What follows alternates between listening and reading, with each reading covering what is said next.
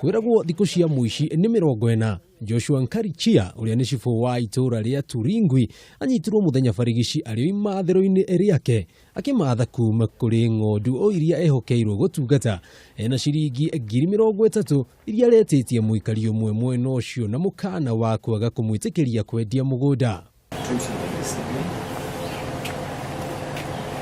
Hiyo 30,000 iliwezesha huyu assistant chief ampatie ruhusa ama permission ya kuuza part of his land, kwa sababu alikuwa anamwambia kwamba hii ni public land, na ili mlalamisha anajua kwamba hiyo ni shamba yake na ako na makaratasi zake, na alikuwa anataka tu kuuza kwa njia ya kawaida kama mtu mwenye ana mali yake na anataka kuuza mali yake. Lakini sasa kwa sababu huyu sub chief ni kama alikuwa ameona hapo kuna mwanya ambapo angeweza kujipatia utajiri kidogo kuliko ile alikuwa naye, ndipo sasa akaitisha hiyo 30,000.